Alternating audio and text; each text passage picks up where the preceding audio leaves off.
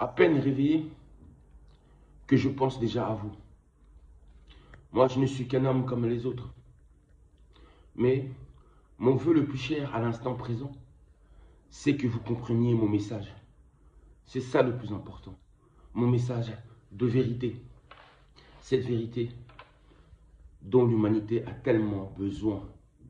Nous avons vécu pendant trop longtemps dans le mensonge et dans l'ignorance. Mais il est temps que tout cela cesse. Gloire à la lumière, gloire à la vérité. Seule la vérité est capable de nous délivrer et de nous sauver. Ce que je voulais dire à travers cette vidéo, c'est que l'Occident aujourd'hui est une pâle copie de l'Égypte antique, oui, de la civilisation égyptienne antique. Oui, l'Occident en est la pâle copie. Maintenant, à travers cette vidéo, je vais vous parler du lien qu'il y a entre l'écriture et la magie d'envoûtement. Oui, j'ai bien dit la magie. Le lien qu'il y a entre l'écriture et la magie. Vous allez comprendre que la magie est composée aussi d'écriture. Très important. L'écriture peut constituer un rite sacré parce qu'on écrit des noms, des formules ou des signes sacrés. Parce qu'on écrit sur des images divines ou des objets sacrés. Parce que ceux qui écrivent, écoutez bien, sont des opérateurs du sacré en fonction. Enfin, parce qu'une écriture particulière, écoutez bien, parce qu'une écriture particulière doit être tracée selon une modalité rituelle. Je vais vous lire d'abord quelque chose et ensuite, vous allez comprendre vous-même, de vous-même. Vous n'avez besoin de personne pour comprendre ou pour accepter la vérité ou pour savoir si c'est vrai ou c'est faux. Alors, il est envisagé ici le cas d'une écriture performative employée dans la magie. Une écriture performative employée dans la magie. Et performative est une parole et performative, une parole qui agit par le fait même qu'on la prononce. Le fait qu'on la prononce. Performative. Donc écoutez bien. Ainsi, par exemple, quand je dis « je te bénis » ou « je te maudis », par ce fait même que la formule est prononcée. L'écriture, alors écoutez bien, là je vous ai parlé de la parole maintenant, écoutez ce qu'il en est pour l'écriture. L'écriture aussi peut être performative, comme la parole. C'est-à-dire que la parole est vivante, mais les écritures aussi sont vivantes. C'est ce qu'ils ont compris dans la magie. Dans le moment même où j'écris, une action se produit du fait même que j'ai tracé les mots selon certaines modalités. Écoutez bien, du fait même que j'ai tracé les mots selon certaines modalités précises. C'est exactement qu'il faut dans la magie d'envoûtement. Je finis. Un tel art, parce que c'est un art était employé dans la magie antique. Et il unissait le sens des mots à des formes. Il unissait le sens des mots à des formes géométriques que l'on conférait au tracé de ces mots. Ensemble, forme géométrique et contenu donnaient aux mots une force particulière. Écoutez bien, ensemble, forme géométrique et contenu donnaient aux mots une force particulière, propre à l'écriture avant toute prononciation. Propre, c'est-à-dire aux désirs, aux intentions bénéfiques ou maléfiques se trouvant derrière cette écriture. L'intention qui se trouve derrière l'écriture. L'écriture, écoutez par exemple ceci.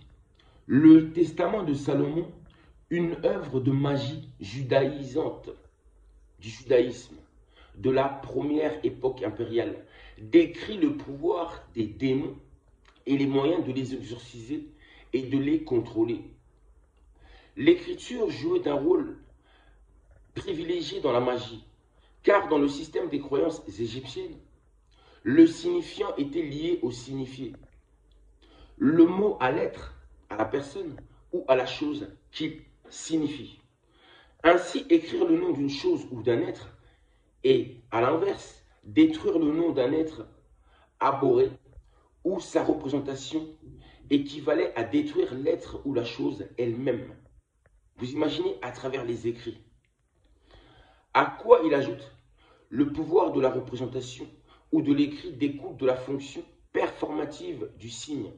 Et de fait, il n'existait pas de magicien spécialisé, écoutez bien. Et de fait, il n'existait pas de magicien spécialisé, mais bien plutôt des scribes intellectuels de haut niveau, connaissant l'art et la technique de l'écriture. Les scribes, les mêmes scribes, pensez aussi aux scribes, ces scribes qui ont écrit la Bible, le Coran et la Torah, ces livres religieux-là, ces scribes-là, qu'est-ce qu'ils ont dit? Il n'existait pas de magiciens spécialisés, mais bien plutôt des scribes, des intellectuels de haut niveau, qui connaissent l'art et la technique de l'écriture, c'est-à-dire l'art et la technique aussi de la magie. Donc les scribes, ce sont en réalité des magiciens. Ces mêmes personnes qui ont écrit la Bible, le Coran et la Torah, ces livres que vous pensez être des livres soi-disant sacrés, soi-disant être la parole de Dieu. Non, c'est la parole des hommes qui ont utilisé cette écriture si particulière et si spéciale. Pour vous envoûter, vous allez comprendre pourquoi. L'écriture étant l'expression de la parole, son utilisation relevait du sacré. Grâce à elle, on avait pouvoir sur ce qui était signifié ou indiqué par l'écriture. Alors, donc, en Égypte, l'usage de l'écrit permet d'agir directement, positivement ou négativement, et magiquement sur le monde et sur les êtres humains. Aux marges du geste même d'écriture, les signes d'une puissance, efficience de l'écriture ou de l'écrit sont repérables dès les débuts de la civilisation pharaonique. Il y a donc une intersection entre la magie et l'écriture.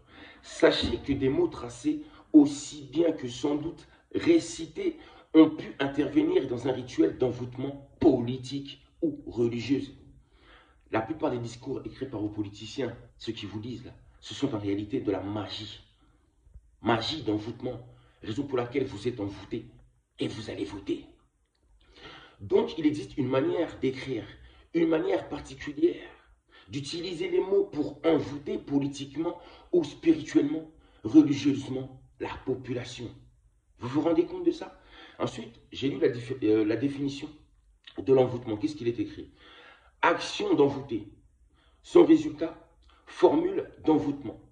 Donc, ces livres-là, qu'on vous dit soi-disant sacrés, sont en réalité des formules d'envoûtement spirituel. D'envoûtement massive.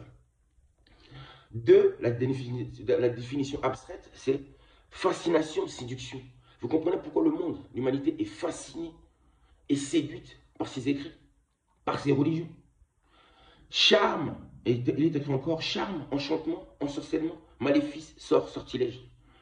L'Afrique, la terre des Noirs, a été ensorcelée, envoûtée par ce sacré sortilège. Et ensuite, il est écrit ceci en parlant de l'envoûtement. Agir magiquement, le plus souvent pour faire le mal sur un être, animé ou un peuple animé par l'intermédiaire de son effigie, statuette de cire, photographie, écriture, etc. Lorsqu'un sort est jeté contre quelqu'un, pour l'empêcher de réussir, il suffit que le papier sur lequel l'écrit a été consigné soit découvert de soi et vu pour qu'il perde tout effet. Puis il faut s'en éloigner. Éloignez-vous de ces livres-là. Moi, je n'ai fait que découvrir ce livre pour qu'il soit vu et pour que ces livres-là perdent tous leurs effets sur vous.